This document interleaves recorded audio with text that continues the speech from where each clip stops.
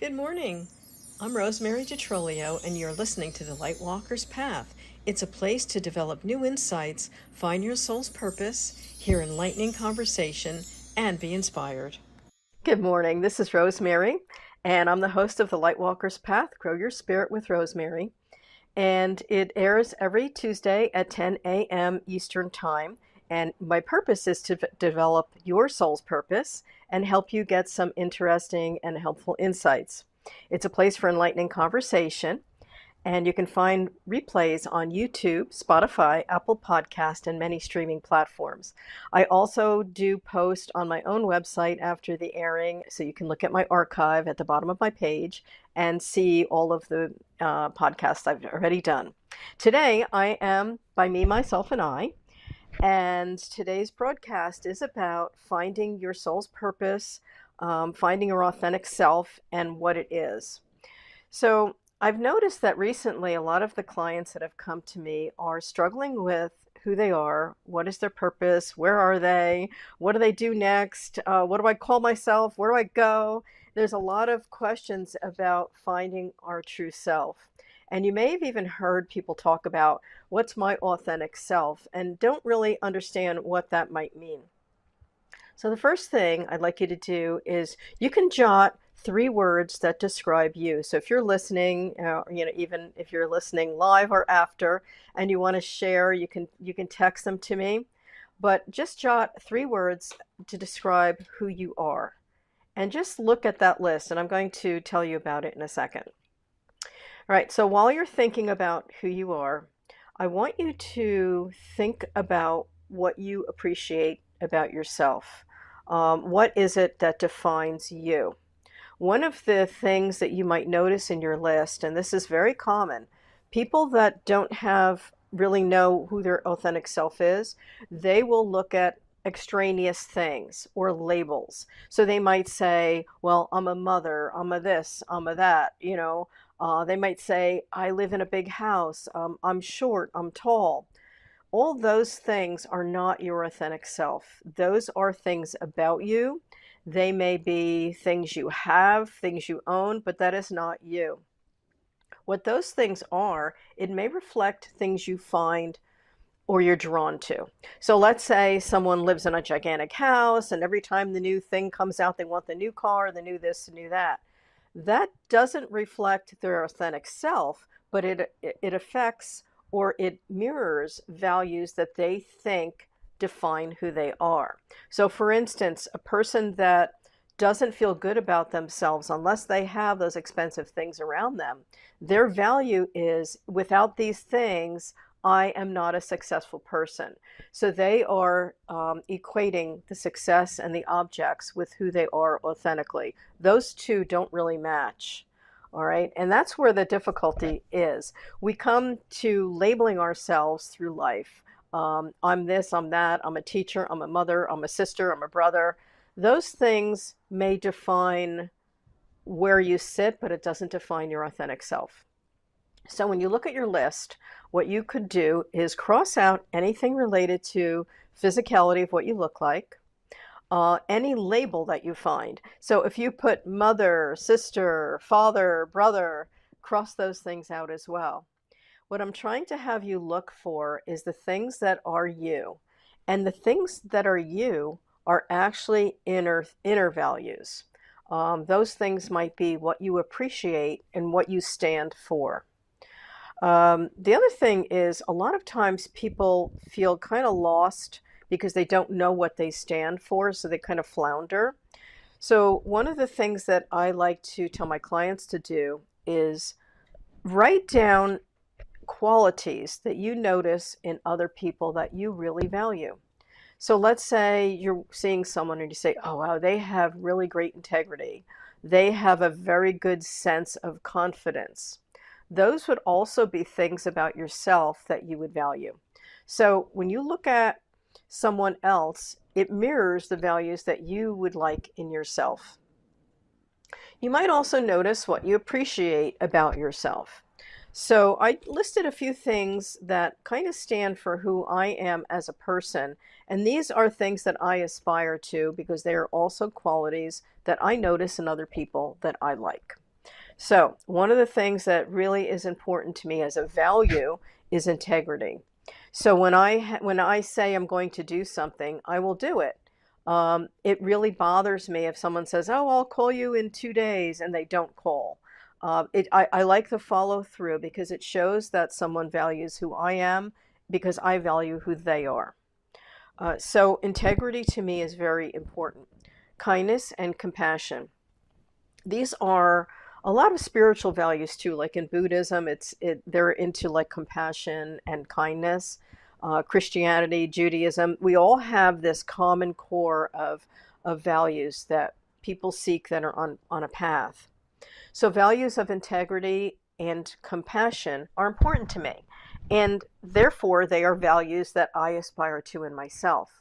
The authentic self is how you take these values and you move forward on this path, living those values, not just saying it or thinking it, but actually showing it in all aspects of your life.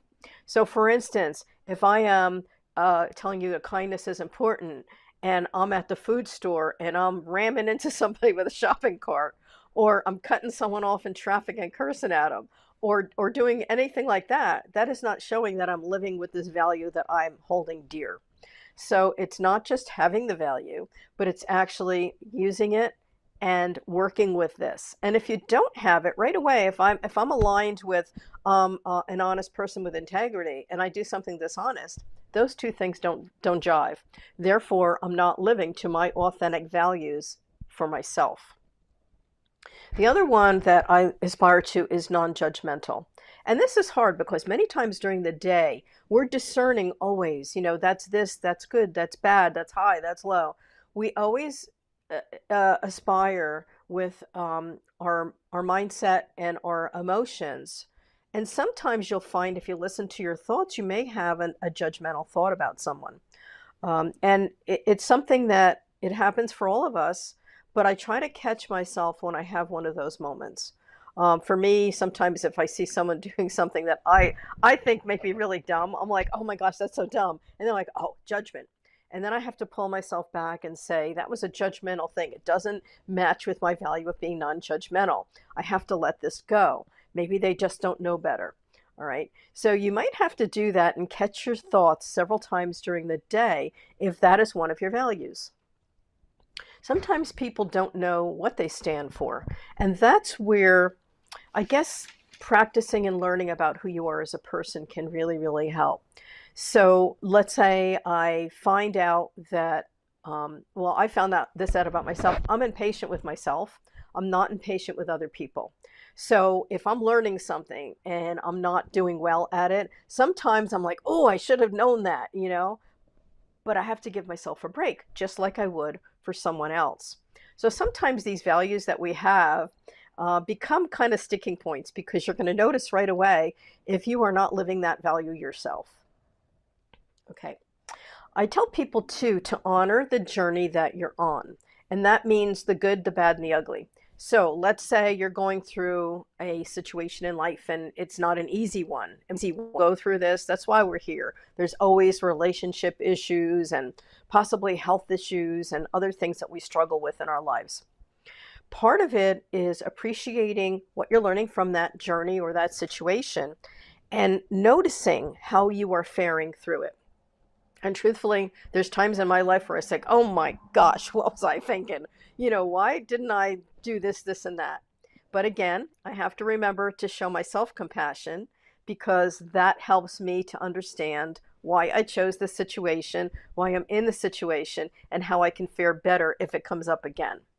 So a really helpful thing that you can do is to start journaling or jotting down moments when you have overcome something. Or even as a situation comes up, you might write down like, right now, at my age, I'm struggling with like how to get my body in shape again. And, I walk and I do all the right things and everybody's saying, oh, you're so, eat so healthy. You do this, you do that. And I'm looking at my body saying, what's happening here? So a lot of times you might notice that you are struggling with something. So my journal entry was, I am struggling to be fit at my age so that I can live a good quality of life, because the value for me is the more healthy I can become at my age, the more years I can help people and I can be a guide for other people. If I'm struggling and not feeling well, that's going to affect my energy with other people. So it's important that the values you hold are also ones that you own up to. So, in my journal I put how to be healthy. Now, I can't just write that and not take an action, right? Because then it's just a nice thing that I wrote in a book that is a great thing, but I'm not going to do it, right? So, then you have to list how can you help yourself with that goal, or that, I don't even like the word goal, but how can I help myself achieve this value and be my authentic self in that moment? Well, I found out that I do like to walk and I like to hike, and that worked well for me.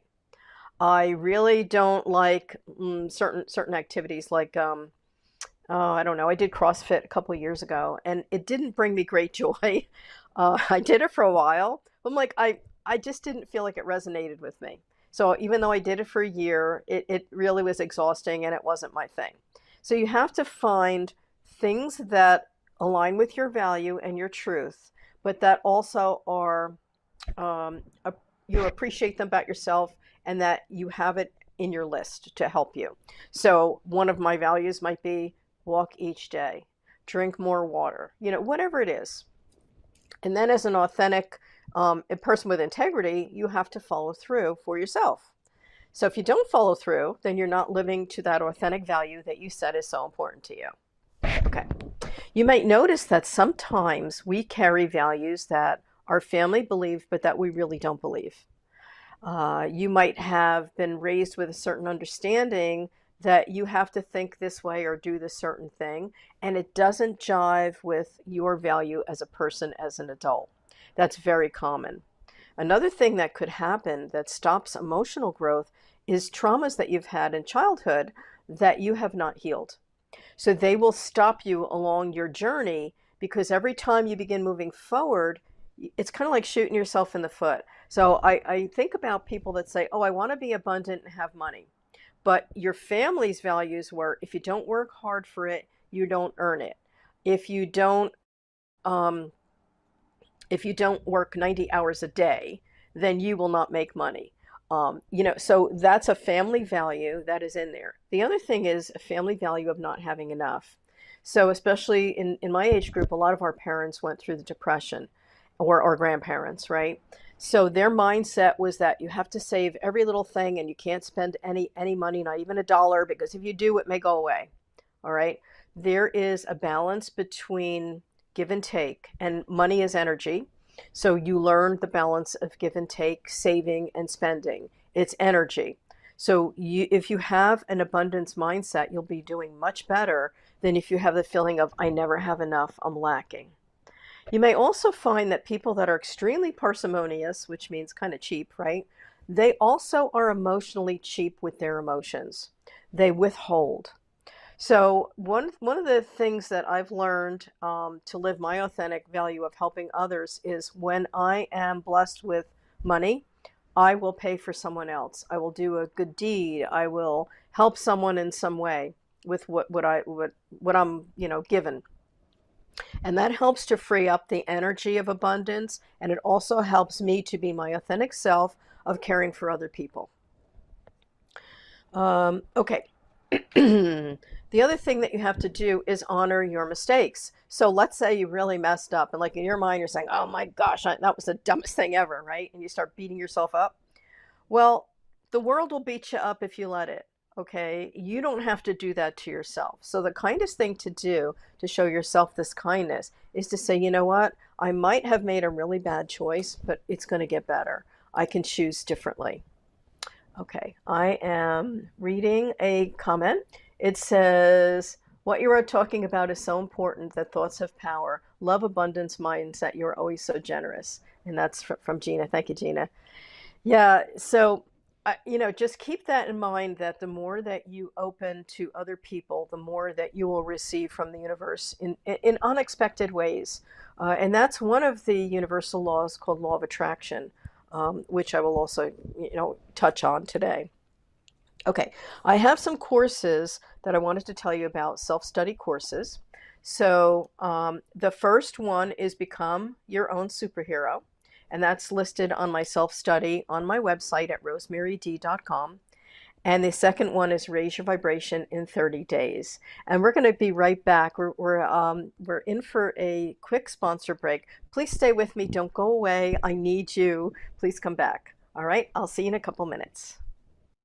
Hi there, welcome back to the Lightwalker's Path, Grow Your Spirit with Rosemary. Before the break, I was saying there's two courses on my website that you might try just to help you find your way. One of them is Become a Superhero, and the other is Raise Your Vibration in 30 Days. And these two are self-study courses. I also do like transformational sessions to help my clients, and I have in-person workshops in New Jersey, so those are going on also. Okay, so as I was leading into this before, there's different ways that we mature as adults, and different levels or achievements that you gain during the way when you learn who your authentic self is. So I wanted to touch on something that teachers know, because I learned this back when I was in college to become a teacher back in the day, as they say, and it's called Maslow's theory or Maslow's hierarchy. Abraham Maslow was an American psychologist, and he developed a really interesting system. And I found that it's so accurate. Even today, I don't think they've come up with anything that really hits it the same way.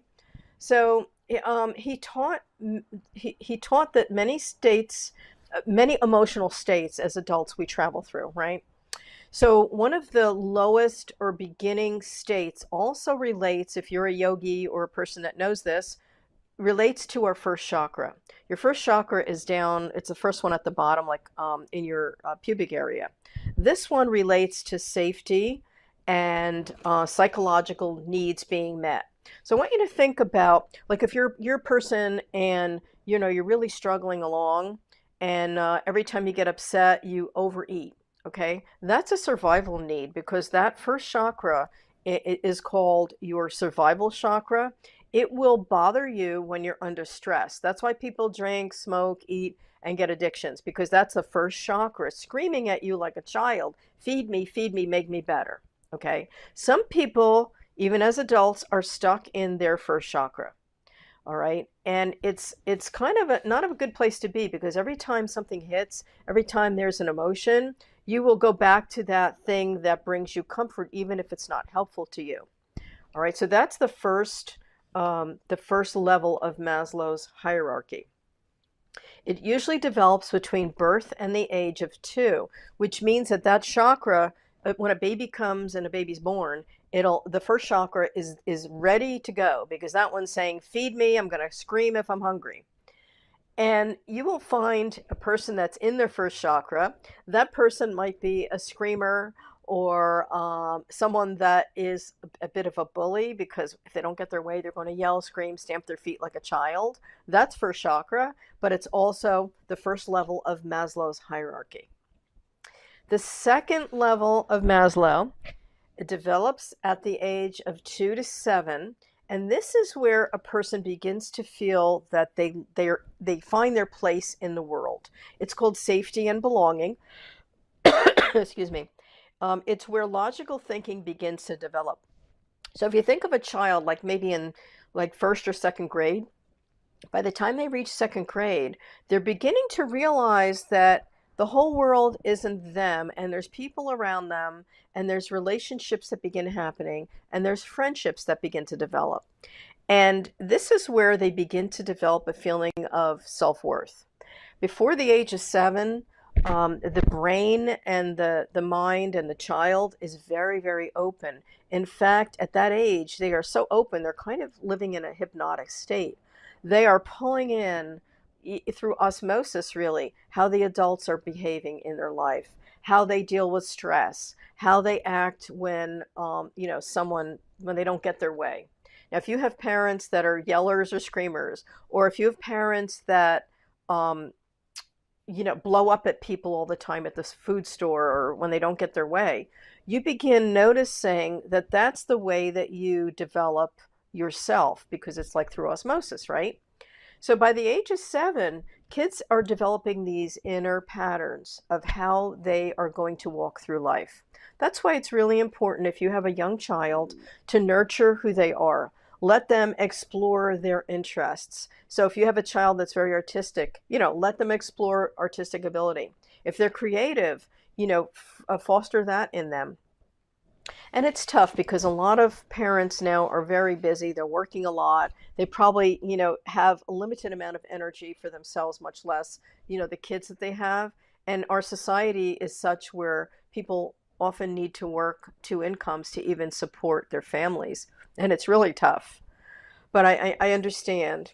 So the second chakra, excuse me, the root chakra is their survival one. The root is also for safety and belonging. So it's hard to feel, if a child does not feel safe in the world, it's hard for them to develop that self-esteem that they need to develop further, especially if a child's been under trauma. And if you think of yourself as an adult, if you had a very tumultuous or traumatic childhood, your first and second chakras are under siege, basically. You might have learned how to cope, but not always in the best way.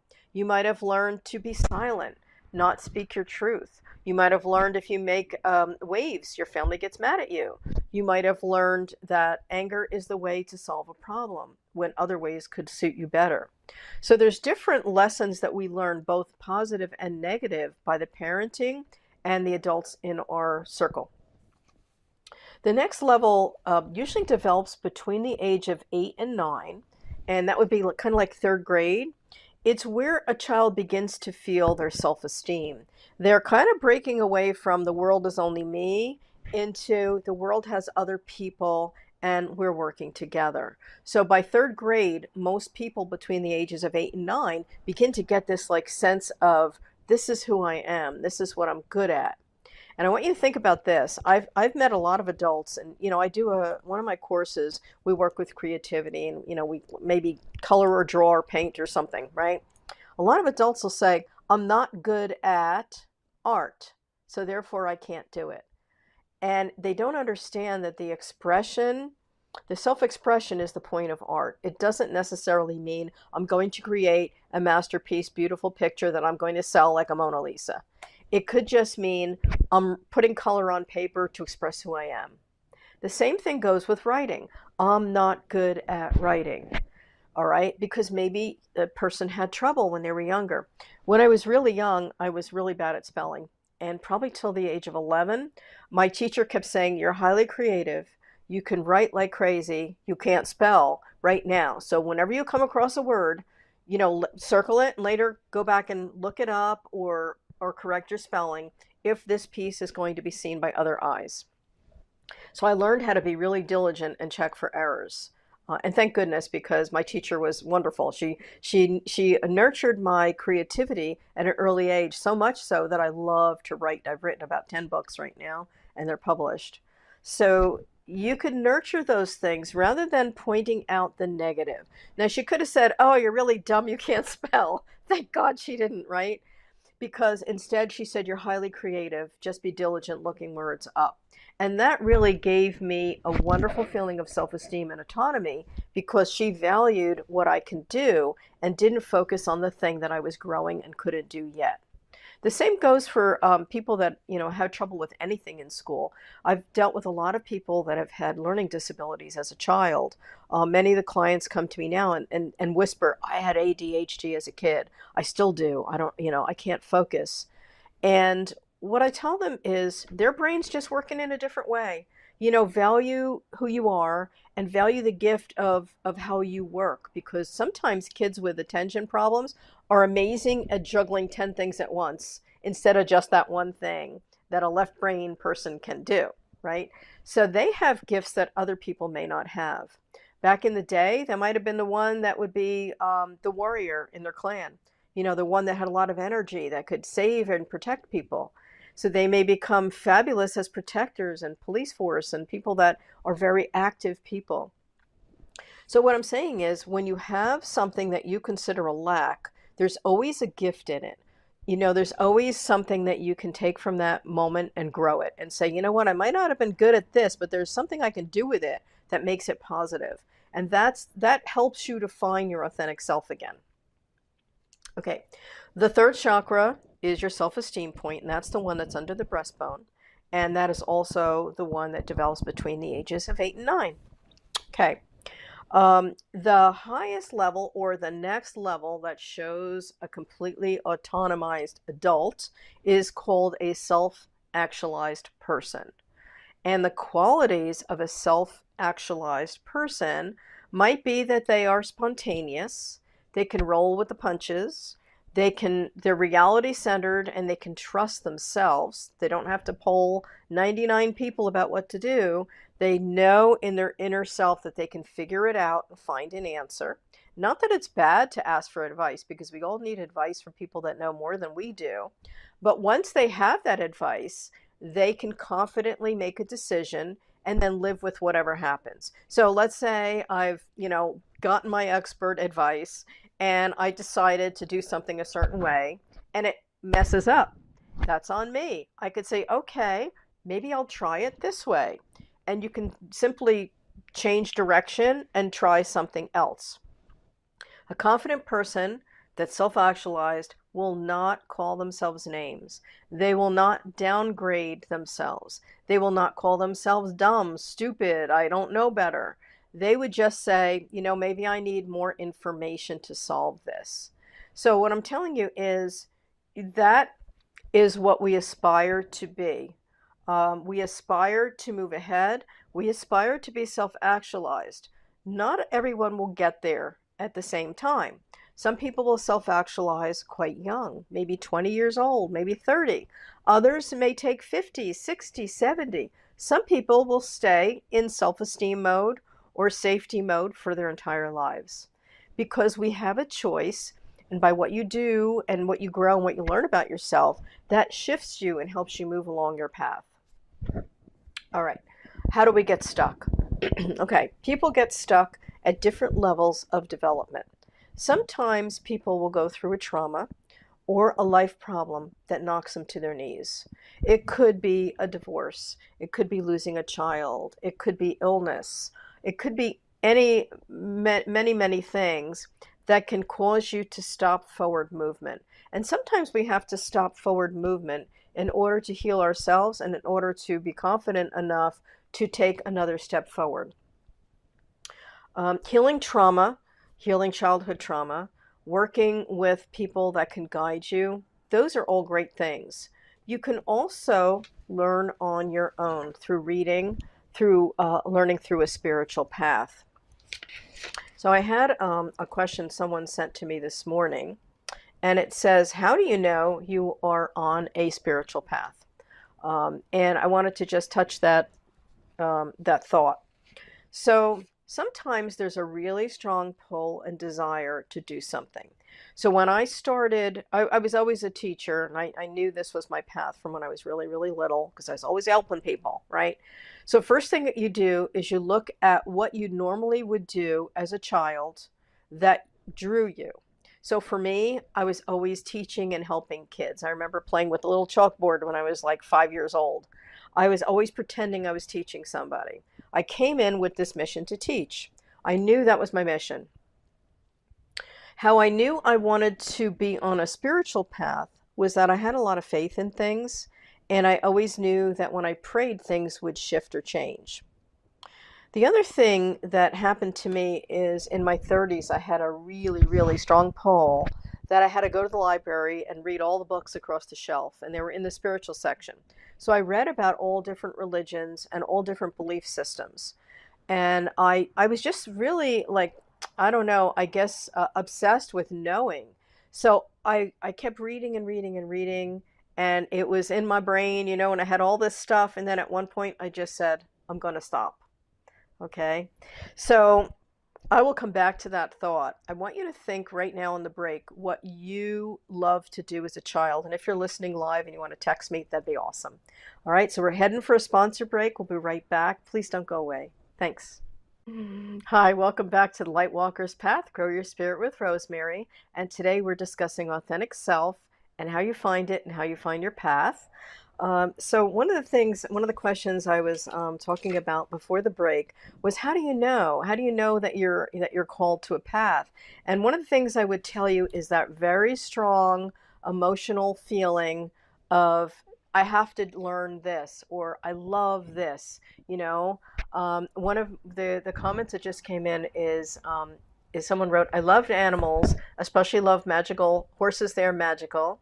Interesting about third grade and self-esteem. I had a horrible third grade teacher. I remember she did not encourage me. This explains my self-esteem struggle. Yeah, a lot of self-esteem struggles do come from our schooling, and from the adults in our life that make us doubt, or make us doubt who we are or what we're good at. The other thing that I always notice, and I know this with kids, is like, I know my grandson was struggling a little bit, and he's in second grade now. He loves his teacher. But I know that he's very sensitive. So what he might do is he'd come home saying, I'm not good today. The teacher took a star away from me. And those kind of things we want to build into children that are positive, because they're going to get enough negative in their life. So you want to be encouraged with what's positive for you. So the first thing I would tell you is, as a child, what were you drawn to? And like Gina said, she loved horses, and she still does. And today I know she's a Reiki master teacher that works with animals. So I would look for interests that you had. For me, I would always be counseling people. They'd be sitting down next to me, and I'd either be teaching them or they're asking me for advice, even when I was really young. So I knew that was kind of part of my path, but I wasn't sure what to do with it yet as a child. How do you know you're a light worker? A light worker is somebody that wants to bring truth, healing, and help to other people while they're on this planet. I came in with a very strong mission that I had to help people, and I had to help them find their way. It's always kind of been in the background of anything I did in my life, and I find it still is. And this is why I've chosen to do the podcast this year. Okay, synchronicities are wonderful ways to find out that you are on your path. A synchronicity is another name for a coincidence that happens a lot. So when I started on my spiritual path and I was reading across the shelves, right, I had these very strange coincidences start to happen in quick succession to each other. And some of these might have been like, I don't know, finding a coin, finding a feather, having someone mention energy work, all kinds of things that led me to the next step of my journey. One of the things I was really led to was energy work and Reiki, because I'm a Reiki master teacher. I've been working with Reiki energy work since 1997. And one of the things that was kind of cool was I didn't know what it was. So I'm like, I keep hearing this strange word. I don't know what it is. I'm going to see if I know anybody that knows what this is. So I went for a Reiki session myself back in 1995. And I was really impressed by the healer. She placed hands on me. I was feeling heat. I was feeling like this amazing energy go through my body. And I'm like, I got to learn this. I got to learn this. So I kept calling the center, and I'd call, like, I was so bothersome, but I would call and say, is Vivian teaching yet? Is Vivian teaching Reiki yet? Finally, she decided to teach it, I guess because I was calling so much that they're like, you need to teach this, right? So I was one of her first master teachers that she had trained back in 97. So I was drawn to do energy work. And from there, all right, so when you learn Reiki, and this is first level Reiki, it's called the self-healing level. What it does is it opens the healing channel in the person that's learning. It allows them to send energy through their palms to a person that they work on. But since first level is self-healing, it's really all about kind of like letting go of anything that doesn't serve you. It allows your own karma to loosen up, and it brings it to the surface so you can see your life lessons and kind of say, you know what? I have to get rid of this thought process I have. I have to be more open to, whatever it is that comes your way. After you learn first level, you can decide if you want to go on to work on other people. So second level, your energy will increase 4 times. It allows you to use this energy to help other people. You can send it virtually. You could send it backward and forward in time. You could work on healing your own inner child. You could work on sending energy to someone. You can learn chair Reiki. There's lots of possibilities once you are at the second level of Reiki. How it helps in life is once you learn Reiki and you're attuned, it gives you a big leap spiritually, so that you are more open to the changes that come across your plate. Okay. I always say that even if you don't choose to work on someone, you might want to learn Reiki just for your own benefit and spiritual growth. I have one of my students that I trained to second level. He said he didn't want to work on anyone. It was for his own benefit and for him to grow in spirit and to see what he wanted to do to find his authentic self in his life. And now he's on a spiritual path that diverged from Reiki, but it helped him to grow and to appreciate who he was. So I would say it's wonderful for anyone to try and to learn at first level, where you're working on self-healing. And then if it's not for you and you're not meant to work on other people and you don't want to, and that doesn't draw you, then don't. You could still have the benefit of it from learning. All right. A spiritual path. Okay, so how do you know you're being led to a spiritual path or calling? I would say it comes with your emotion. So the more in touch with your emotions and yourself you are, the more you're going to be led to the thing that you want to do and that brings you joy. So if I'm in a job and I absolutely hate it and it brings me no joy, then that's your choice, but it doesn't help you to align with what you need to be doing to bring you happiness and to work with your gifts and skills. There's a lot of people that get stuck in not enjoying what they're doing. I was really, really lucky because I came in knowing I wanted to be a teacher, and I worked with kids for like 32 years and I loved it. And I knew that was my place at the time I did it. I also knew that I should be doing something else along with it. And it took me a while to figure it out that I was supposed to be doing energy work and starting my own business, which at the time, it's like, why would you start a business? You're working full time. But I did. And I knew it was the right thing to do because it called me. I just felt it in my heart and my gut. Like, that's what I need to be doing. And I kept having visions and dreams of me like training adults. I'm like, I didn't know what I was even doing at the time. Like when I was getting these dreams, I'm like, why am I seeing adults? Why am I teaching adults in my dream? I teach 8-year-olds. Why am I teaching adults? And it took me a while to kind of figure out where this was going to lead me. So the next quality I would tell you to grow in yourself might be openness. Openness to things that come across your way. And one of the things that is a very good thing to do when you're not sure who you are or where you're going is to explore different opportunities and different things to learn just for the sake of learning it. And if you learn it and it's not for you, you will soon know. And if you try it out and you like, I love this, I want to do this, that's going to be a clue to what you can try. And then other ideas come out of it. So for instance, let's say you're very artistic and you have no idea what to do with your art, right? So a couple things. You could take an art therapy course. Maybe you want to teach art therapy to kids. Maybe you want to work with people that have emotional issues and how to use their art to get out their emotion. Maybe you want to have an Etsy store and sell your art. Maybe you want to go and vend it. Maybe you want to print it on clothing or something. There's all kinds of ideas that are offsprings from your talent. The thing that blocks a lot of people is as soon as they get that really great idea, they'll say, oh no, well, I can't do that because, it might cost me $10 to set up an Etsy store, or I might not be good enough. Maybe nobody's going to want it. But see, you don't know what other people think. You don't know what their thought process and their taste is. So maybe somebody will absolutely love what you do, but you'll never know because you're too afraid to try. So a lot of finding your path is not worrying so much about what everybody thinks about you. And I always tell my clients, if you wouldn't go to someone for their advice, then why would you take their criticism? Okay? If it is a criticism that would make sense to you. So let's say you're doing something and someone, sends you a suggestion. The first thing that a lot of people do, they're going to bristle and say, oh, no, I'm not going to do it that way, blah, blah, blah, blah. I would consider someone's criticism. All right, give it thoughtful consideration. If it is just, if it's helpful to you, take it in and consider it. If you hear it from three different people, then I would take it a little bit more seriously. Okay, maybe they have a point. Maybe I have to consider this.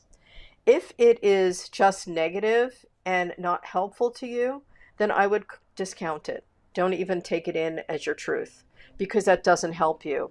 And many times the people that are the most critical are the ones that don't have enough guts to do what you do or try what you're trying. So I would just let it go. Just let it go.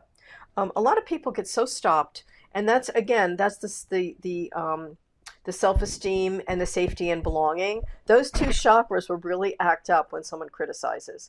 Kind of like your back's against the wall. Oh no, you can't say that about me. And a lot of times people have a point. So you want to listen to the ones that have your back. People that give you advice that have your back, those are the ones that I would take the most seriously. If they say, you have to speak up and it's a friend of mine that I care about deeply, I would really listen to that. But if it's someone that's just saying something randomly because, they're hiding on social media, I don't listen to that because it doesn't make sense and it doesn't resonate with my higher truth. Okay, the next thing I would tell you to do is throw out labels that identify you as this, or that. Now, I know it's all about labeling these days. I know everybody wants a label, but I will tell you that you're human. That is your label, you're human. You're human with a soul inside of you. And how you express this human soul inside of you is by your values, how you treat people, and your choices. Other than that, that is a label. A label can put you in a little box that says this is you. It limits who you are. So I would tell you to be really cautious of labeling who you are and, kind of blocking yourself from what you want to see yourself as. Okay, so we're coming up on our last sponsor break, and this is the Lightworker's Path. Don't go away. Got the last little segment coming up. Thank you. Welcome back. This is Rosemary, and this is the Lightwalker's Path, Grow Your Spirit with Rosemary. So we were talking about self-actualization, growing your spirit, finding your purpose. And one of the reasons why, and I'll just tell you this, is that when you are reaching the point where you feel yourself actualized, you will not be at the mercy of other people's opinions at all times. You will feel more confident and you'll be able to make decisions based upon what's right for you, not like to make other people somewhere out in the they happy. Because then if you're always looking out there for validation, you will always feel that you're lacking it, because there's always going to be someone with an opinion that is different than yours. So one of the couple things I want to tell you is how you know if you are self-actualized. So it is someone that's honest, living with benevolence, living their truth, enjoying the simplicity of making a decision or knowing who they are, finding things that bring them joy, self-regulating for issues or problems, being unique, individual, and having a individual mindset that fits for you. You're going to find that not everyone are your tribe or your people. And one of the questions I had gotten earlier is, how do you know, or how do you find your tribe? And I would say your people are the ones that resonate with values that are similar to yours. However, I would also say be really open to people that are very different from you, because you can learn so much through other people's experiences, through what they've been through and what their mindset is. The more you are open to other people's mindsets instead of just this tunnel vision of this is me, you can be more open and understanding and compassionate toward other people's truths. I would also say be careful with identifying strongly with I am this, I am that, rather than the values. So if you identify with values, you'll be doing yourself a greater service than identifying with a mindset, because a mindset is like cement. So let's say you're like, I only think this. That doesn't leave you open for any interpretation or any ability to change your mind. And you want to be in the mindset where you can change your mind and you have a right to change your mind if facts come through that allow you to shift or change your perspective. If you are very set with what you believe, then you will not be able to be open to conversation or other people's opinions or thought processes. So that really would help you to grow as a person, the more open you are. And I say travel is a great way too. I find that, years ago I went to Mexico and the people were so poor and it broke my heart. I was seeing people live in shacks. I came home, I'm like, oh my gosh, I live in a mansion. And my tiny little house all of a sudden was a mansion because I just saw people living in shacks. The food on my table was a feast when I saw people with meager food, and struggling just to feed their family. I mean, when you have a perspective and you open it, you can really appreciate what you have, and that really does help you to feel more grateful for everything in your life that you do have. The law of vibration is a universal law that states whatever you vibrate with, you will bring in and draw to yourself. So again, let's say you're stuck in, self-esteem, right? If you don't feel you are worthy and you have low self-esteem, everything that comes across your vision, everything that comes across your experience is going to prove to you that you are right. So it's going to be the person that makes you feel like you're useless, right? Or a person that says something cruel that downgrades your self-esteem, or you're going to feel left out. That shows that the third chakra and the self-esteem point still needs to develop, because the universe will mirror who you are. It'll resonate with where you are in your life spiritually. So in order to pull in people that appreciate you, you have to appreciate yourself. In order to have this mirror work to your advantage, you want to be the strongest version and the kindest version of who you are, living your values. Because when you do that, other people will pull in who have the same mindset. And that's kind of how you find your tribe. If you're very insecure, if you're not kind to other people, and you always want your way, you are going to be very disappointed and lonely because other people will not want to spend time with you. So you have to watch with what energy you send out, what you resonate with other people, and where your vibration sits. Okay, so that is a good way to start. I do have some books that are very helpful for you. Two of them that are the most recent ones I wrote are actually workbooks. I have Inspired by Angels, a book from the heart, and the other one's called Wisdom, Sages, and Angels. And each one has a little section of something that I wrote, and then there's a part that you could write in the book and tell what you value. And in order to find out what you value, sometimes you have to look at a passage, a thought, a quote, something that says, oh, that's interesting. This is how I feel. All right. So I want you to explore those on my website at rosemaryd.com. You could text me at info@rosemaryd.com. And I'll be happy to answer you. And you can also set up a session with me on my website. I do discovery sessions, complimentary, 30 minutes, just to see if you have questions about anything we discussed. All right. And today, I appreciate your time today. This is the Lightwalker's Path. I hope that I've inspired you. I hope that you'll come back Tuesday again and listen in, and come in at 10 Eastern. And thank you so much for visiting with me today and spending time listening. Thank you. I'm your host, Rosemary DiTrolio, and you've been watching and listening to The Lightwalker's Path.